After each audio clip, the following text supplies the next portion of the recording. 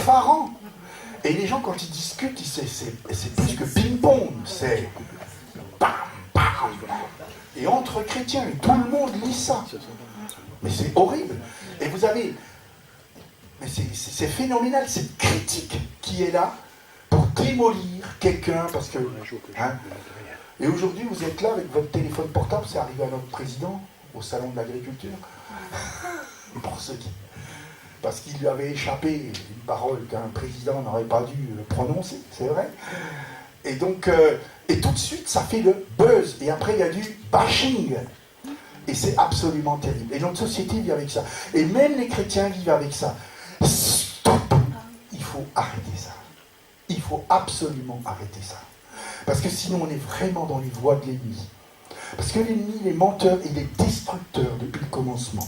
Et si on se détruit les uns les autres, on se mord, comme dit l'apôtre Paul, si on se mord les uns les autres, eh bien, on sera détruit.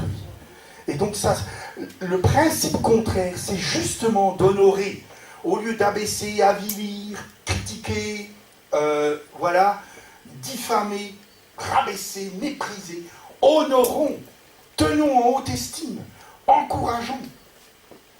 Donc, vous voyez, par les contraires, on voit de quoi il retourne. Et ne fais pas à autrui, c'est pas dans la Bible, mais ne fais pas à autrui ce que tu ne voudrais pas qu'on te fît. F, accent, II, accent, texté, imparfait, subjonctif, j'y tiens, je défends la langue française. Les contraires, il y a tant de domaines où honorer, c'est la meilleure attitude. Mais la parole de Dieu nous invite aussi à le faire par obéissance, par amour, tout simplement. C'est une des composantes de l'amour, d'honorer. Vous avez déjà réfléchi à ça, hein? Romains 12, 10 nous dit, par amour fraternel, ayez de l'affection les uns pour les autres.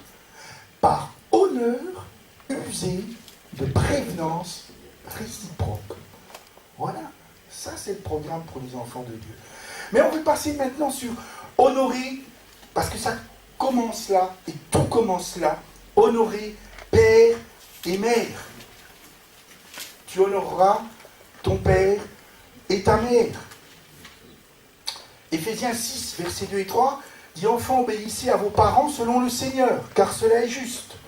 Honore ton père et ta mère. » C'est le premier commandement avec une promesse, afin que tu sois heureux et que tu vives longtemps sur la terre. Alors peut-être que vous n'avez pas envie de vivre longtemps, moi si, j'espère encore voir le réveil dans notre pays, vivre longtemps, voir toutes sortes de choses que Dieu a prévues, parce que j'avance en âge et je me dis, mais j'aimerais bien voir ce que Dieu va faire.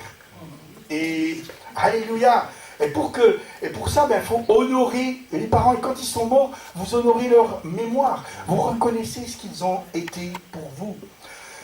Et ce qu'ils sont encore d'une certaine façon, même s'ils sont morts. Ce qu'ils ont été. Et même s'ils ont été indignes, entre guillemets.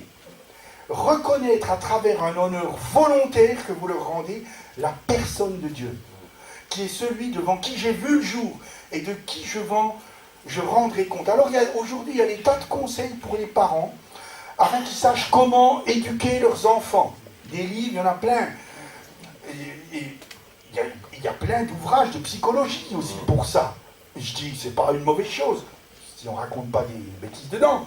Hein, Laurent, c'est... Donc il y a beaucoup d'ouvrages dans ce sens-là. Mais combien il y a d'ouvrages pour expliquer aux enfants ou aux enfants devenus grands d'honorer leurs parents? Ben, très peu. Très peu. On n'en parle pas. Dans l'autre sens, la reconnaissance des enfants vis-à-vis des parents, surtout y compris après l'âge adulte. Un enfant peut leur apprendre à respecter. Mais quand ils grandissent, quand ils deviennent ados, ils commencent à voir mieux, des fois, les défauts de papa, maman. Déjà, quand ils sont petits, ils voient déjà certaines choses. Mais plus ils grandissent, et puis après, ils se situent, ils s'évaluent par rapport au... Et donc, il y a une attitude à avoir qui est différente. Il faut continuer à respecter les parents. Rick Warren, il distingue trois situations dans la vie, hein, avec les parents. Enfants, j'honore mes parents en leur obéissant et en les respectant. C'est comme ça que je peux les honorer. Jeune ou ado, j'honore mes parents en les acceptant. Hein? Autrefois, on disait ce sont les vieux. Hein? J'honore mes parents en les acceptant et en les appréciant. Tout en commençant à voir, ah oui, tel ou tel truc, c'est pas ça, quoi. Hein? Mais, et stade adulte, j'honore mes parents aussi en les acceptant et en ne les abandonnant pas. Celui qui ne s'occupe pas de sa famille est pire qu'un infidèle, l'apôtre Paul nous dit. Il y a plusieurs stades où nous sommes appelés à honorer notre papa et notre maman. Et pourquoi c'est comme ça, hein? Dans la Bible, la reconnaissance, l'action de grâce vis-à-vis du Seigneur forment un élément essentiel de notre relation à Dieu. La reconnaissance, la gratitude, hein? L'action de grâce.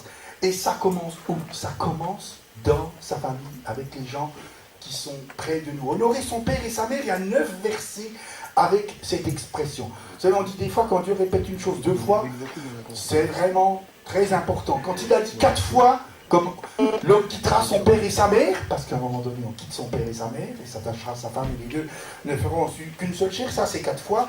Mais là, honorer son père et sa mère, c'est 9 fois que vous allez le trouver dans l'Écriture. Donc, ça, le poids que Dieu y attache, c'est vraiment considérable. Le premier commandement avec une promesse. Parce que celui qui méprise son père et sa mère s'expose à la malédiction. Dans Deutéronome 27, verset 16, il est dit « Maudit soit celui qui méprise son père et sa mère. » Alors on pourrait dire « Oh oui, mais ça c'était du temps de la loi. » Mais maintenant, nous n'y sommes plus. Nous sommes sous la grâce. C'est plus ça. Or, sachez que Jésus lui-même a validé les paroles de la loi. En Matthieu 15, 4, Jésus lui-même il réaffirme. Dieu a dit, honore ton père et ta mère. Et celui qui maudira son père ou sa mère sera puni de mort. Oh, c'est Jésus qui parle. Il confirme les paroles de la loi. Et le mot employé ici pour maudire, c'est un mot en grec, kakologeo, qui signifie parler mal de, insulter, injurier. Maudire son père ou sa mère, c'est donc parler en mal de son père ou de sa mère. Dans Proverbe, chapitre 20, verset 20, il est dit, si quelqu'un traite avec mépris son père et sa mère, sa lampe s'éteindra au milieu des ténèbres. Ah! Et nous, dans notre monde occidental, on a complètement perdu la boule.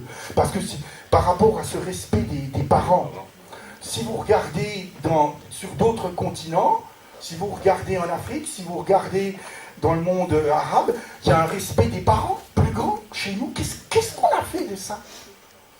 Pays qui se disent chrétiens.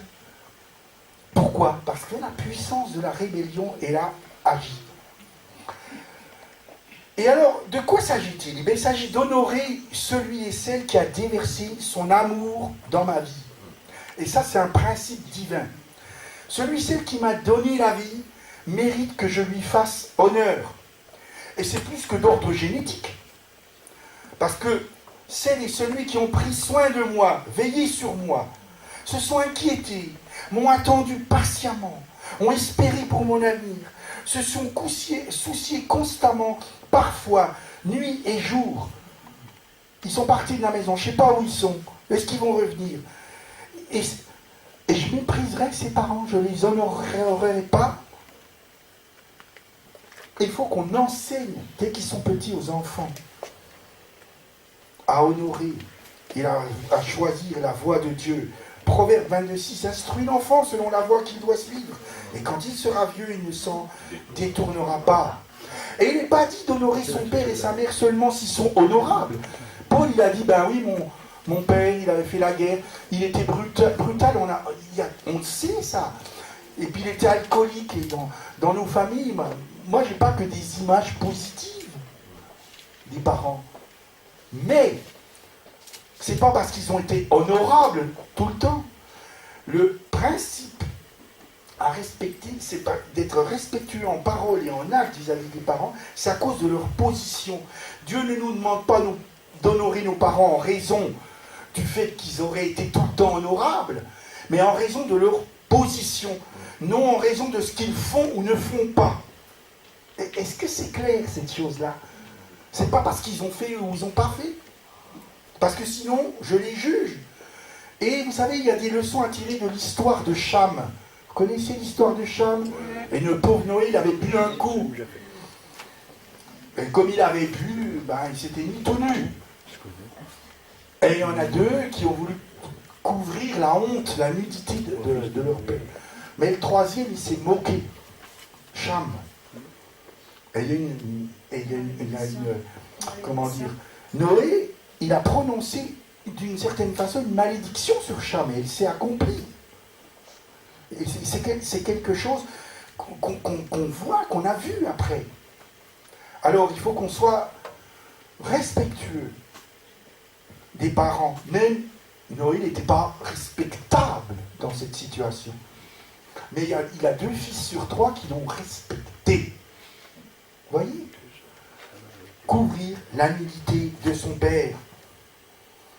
C'est en raison de la position.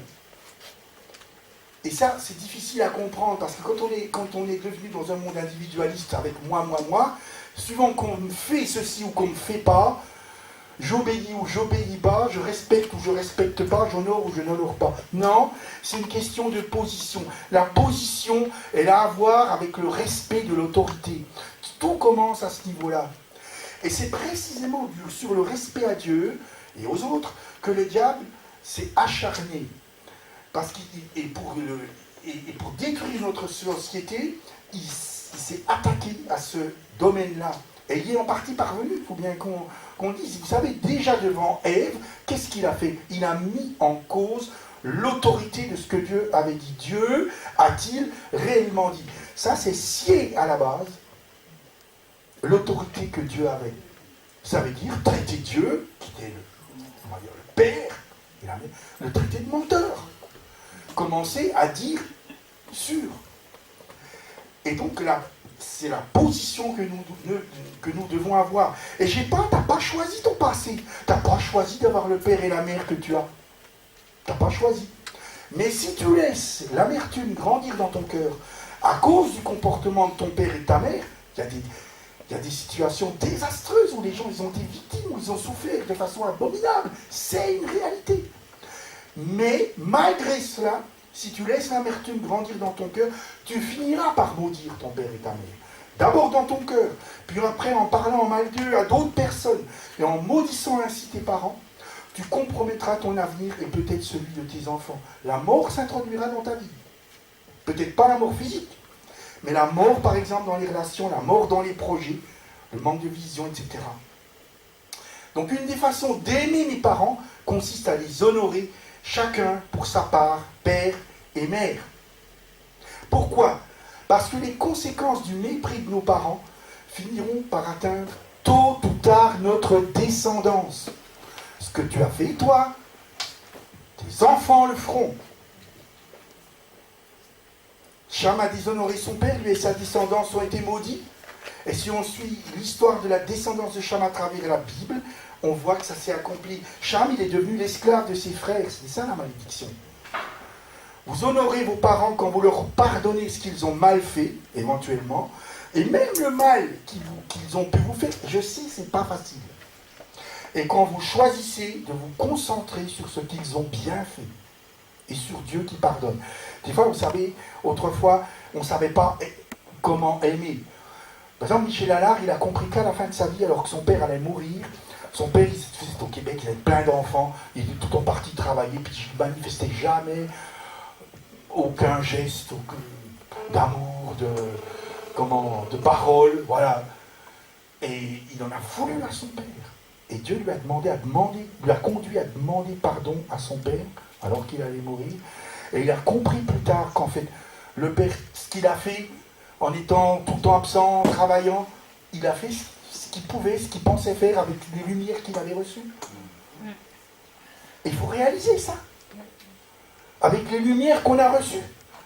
Et eux-mêmes, des fois, ils ont été victimes dans leur vie. Dans leur enfance, qu'est-ce qu'ils ont vécu? On ne le sait pas toujours. Et les parents des parents aussi. Vous savez qu'il y a la malédiction, ça existe. Et si elle n'est pas levée, elle continue. Et alors nous, à un moment donné, qui va arrêter la chaîne?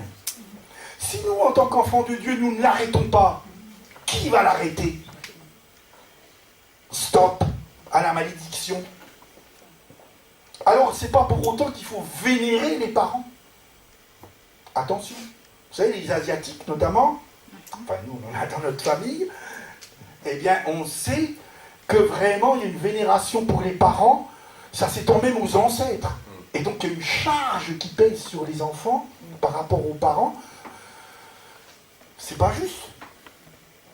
Dans une soumission, on va dire absolue, quel que soit l'âge atteint. Mais la Bible nous dit, l'homme quitte son père et sa mère, il s'attache à sa femme. Et donc là, c'est un autre foyer, c'est autre chose, c'est fini. Ça s'arrête. Ça s'arrête dans la dépendance. Mais dans l'honneur, non. Et vous voyez la différence. On continue d'honorer, mais on n'est plus, on a créé une autre cellule familiale, mais on continue d'honorer, mais on n'est plus là, esclave des parents, jusqu'à ce qu'ils disparaissent de la terre. Ça, non. Donc il faut avoir de l'équilibre dans ces choses. Honorer les parents, ça prend en compte le fait qu'il est important d'honorer aussi celui qui vous a enseigné. Les premiers qui vous éduquent, qui vous enseignent, ce sont les parents. Honore celui qui te construit, hier et maintenant. Celui qui enseigne, la Bible nous dit, dans 1 Timothée 5,17, que les anciens qui dirigent bien soient jugés dignes d'un double honneur. Bon, ça a à voir aussi éventuellement avec le salaire, mais pas que, c'est dans le respect. Il est dit surtout ceux qui travaillent à la prédication et à l'enseignement. Fais part de tes biens, celui qui t'enseigne. Celui qui enseigne, il donne de lui-même. Vous comprenez? Et celui qui entend l'enseignement, il reçoit. Et le minimum qu'on ait à faire, c'est d'honorer cela. Donc, mes parents, ils m'enseignent, ils m'apprennent le B à bas, comme on dit. Et donc, ça va aussi honorer l'instituteur, honorer les maîtres. Et il est bon qu'on retrouve des choses comme il s'arrive autrefois. Le maître arrive dans la classe, qu'est-ce qui se passe? Tout le monde se lève. Je ne sais pas si ça existe encore. Oui. Oui, ça existe. Il y a certains endroits où ça existe. Hein? Ils l'ont remis. Ouais, ils l'ont remis. Mais autrement, des fois, quand il y a un joyeux chalut, enfin joyeux ou même odieux, voilà. C'est pas pareil. Honorer les maîtres. Et vous savez, c'est source de bénédiction, parce que celui qui honore sera honoré. Proverbe 27, 18, je n'avais jamais fait attention à ça, mais en préparant le message, j'ai vu ça. Qui soigne son figuier jouira de ses fruits. Et qui prend soin de son maître sera honoré. Vous savez, il y a souvent des deux membres de phrases dans les proverbes. Je répète, qui soigne son figuier jouira de ses fruits, et qui prend soin de son maître sera honoré. Honorer celui qui m'emploie, mon employeur, mon patron, mon boss. Ouh là là là là là, c'est encore plus dur. Ça, non, c'est la lutte finale. Aujourd'hui même, on incendie les voitures de policiers. Hein, non? Vous avez vu où on en est rendu? Dans quel état le pays? Malachie 1,6 dit, un fils honore son père et un serviteur son maître. Et Dieu ajoute, si je suis père, parce que Dieu dit qu'il est père, où est l'honneur qui m'est dû? Reprocher au sacrificateur de ne pas l'honorer. Si je suis maître, où est la crainte qu'on a de moi? Dit l'Éternel des armées, à vous, sacrificateurs, qui méprisez mon nom, et qui dites, en quoi avons-nous méprisé ton nom? Donc vous voyez, Dieu il fait un enjeu de ça, du mépris ou de l'honneur. On honore aussi à travers ses ressources, qu'il s'agisse d'aides financières, matérielles, de cadeaux, de la dîme, des offrandes. On honore à travers nos ressources. Qu'est-ce que ça montre? Ça montre que je reconnais la valeur de ce que j'honore, ou de l'institution que j'honore. Est-ce que j'honore Dieu de tous mes revenus, avec mes revenus? C'est des questions. Vous savez, des fois, là, on voit, on est dans un hypermarché, toc, on voit un truc, oh, j'achète. ou quelqu'un en passe devant des devantures de magasins, ça va représenter 3 fois, 4 fois ce que vous donnez pour le Seigneur. Puis il n'y a aucun problème. Oh, ben non, je ne peux pas, j'ai plus assez. C'est pour ça que Dieu a dit honore avec les prémices de tes revenus. C'est-à-dire, commence par ça. Après, tu verras. Puis en plus, Dieu te bénit, te donnera ce qu'il faut. Honorer honnêtement, en y mettant son cœur. Si vous y mettez ton cœur, il ne faut pas faire semblant. Il ne faut pas faire du pied. Et il y a ce passage-là de Matthieu 15,4 qui est vraiment très fort. Jésus leur répondit, donc aux pharisiens, « Et vous, pourquoi transgressez-vous le commandement de Dieu au profit de votre tradition ?» Intéressant, ce serait l'objet d'un autre message. Car Dieu a dit, « Honore ton père et ta mère. Celui qui maudira son père et sa mère, je vous l'ai déjà lu, sera puni de mort. Mais vous vous dites, celui qui dira à son père ou à sa mère, ce dont j'aurais pu t'assister, est une offrande à Dieu. N'est pas tenu d'honorer son père ou sa mère. Ce dont j'aurais pu t'assister, ben, ça c'est une offrande, donc du coup je ne suis pas tenu de t'honorer. » C'est ce qu'il dit les pharisiens. Il dit, vous annulez ainsi la parole de Dieu au profit de votre tradition. Hypocrite. Ésaïe a bien prophétisé sur vous quand il a dit, ce peuple s'approche de moi de la bouche et m'honore des lèvres, mais son cœur est éloigné de moi. Donc honorer, pas des lèvres, mais avec son cœur. Le Seigneur nous incite à chercher ce qui est honorable, selon les critères de Dieu. Philippiens 4,8 nous dit au reste, frère, que tout ce qui est vrai, tout ce qui est honorable, tout ce qui est juste, tout ce qui est pur, tout ce qui est aimable, tout ce qui mérite l'approbation, ce qui est vertueux et digne de louange, soit l'objet de vos pensées. Alors quand vous êtes dans le bashing sur Facebook ou sur des sites, des fils de discussion, comme on dit, des posts, comme on dit aujourd'hui, et puis que vous y allez avec la grosse cuillère, même la louche, est-ce que tout ce qui est honorable, tout ce qui est pur, soit l'objet de vos pensées? Oh non. Moi, je vois des fois des engueulades de serviteurs de Dieu. C'est honteux, honteux. Stop aussi à ça. Le Seigneur nous invite aussi à honorer, respecter le mariage. Hébreux 13,4, que le mariage soit honoré de tous et le lit conjugal exempt sous Dieu. Dieu jugera les débauchés, les adultères. Tout le contraire de notre époque. Honorer, c'est aussi garder le souvenir de nos bienfaiteurs. Hébreux 13,7, souvenez-vous de vos conducteurs qui vous ont annoncé la parole de Dieu. Considérez l'issue de leur vie et imitez leur foi. Mais finalement, c'est vers Dieu lui-même, vers le Père, vers Jésus, que doivent converger l'honneur ultime et l'amour que nous avons à donner. C'est le premier commandement. Et souvent, dans l'Ancien Testament, le mot gloire et le mot honneur, c'est le même. C'est le même mot. Et c'est pour ça qu'on trouve souvent associé la gloire et l'honneur. La gloire et l'honneur, eh bien sûr, c'est au Seigneur à qui on va la rendre en premier. 1 Chroniques 16, 28, famille des peuples, rendez à l'Éternel gloire et honneur. On a ça aussi au psaume 96, 7. Au psaume 29, 1, psaume de David, fils de Dieu, vous les fils de Dieu, rendez à l'Éternel gloire et honneur. Pourquoi? Parce que Jésus lui-même était couronné de gloire et d'honneur à cause de la mort qu'il a soufferte. Ça, c'est Hébreux 2,9. Et il y a cette exclamation à Timothée 1,17, au roi du siècle, immortel, invisible, seul Dieu, honneur et gloire, au siècle des siècles. Amen. À lui, honneur et puissance éternelle. Amen. Timothée 4,10, 6, etc., etc. Il y a plus de 450 passages qui parlent de la gloire, d'honorer Dieu. Mais on ne pourra pas le faire si on n'a pas été habitué à respecter, à honorer dans nos vies et déjà dans notre maison, dans notre famille.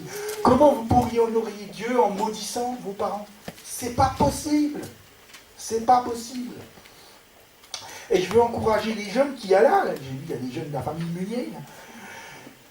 Le Seigneur apprécie votre fidélité. Mais plus vous grandissez, et vous devenez adulte, vous voyez des trucs, tel ou tel truc, qui peuvent vous défriser, comme on dit, mais continuez d'honorer vos parents et d'honorer Dieu en même temps, et vous allez avoir la bénédiction sur toute votre vie. C'est bien, je me réjouis de vous voir là, présent. Avec le chant, il y en a un qui est là, l'autre qui est là, l'autre là, c'est formidable. Vous honorez Dieu, mais honorez aussi vos parents.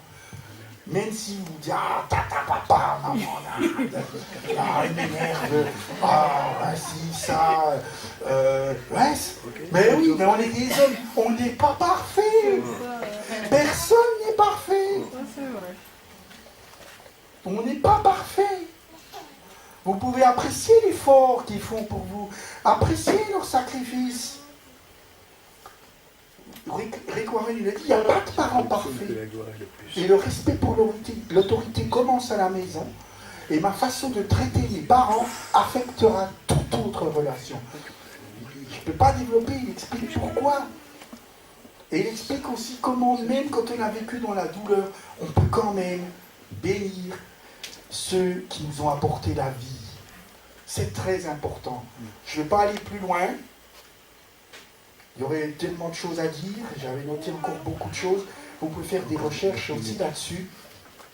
La pratique de l'honneur en toutes circonstances, mais surtout aujourd'hui.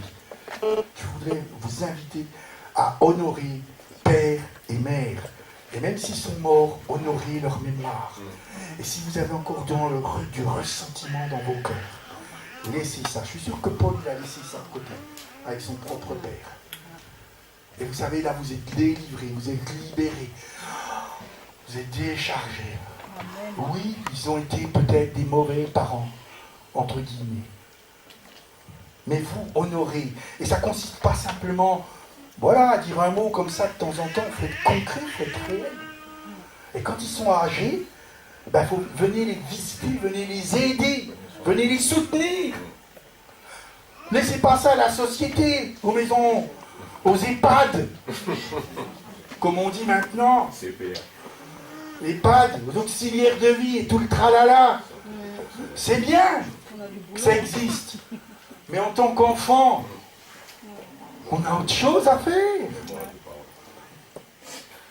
Et si vous ne faites pas ça, que croyez-vous qui va vous arriver quand vous-même vous serez âgé? La même chose. La même chose.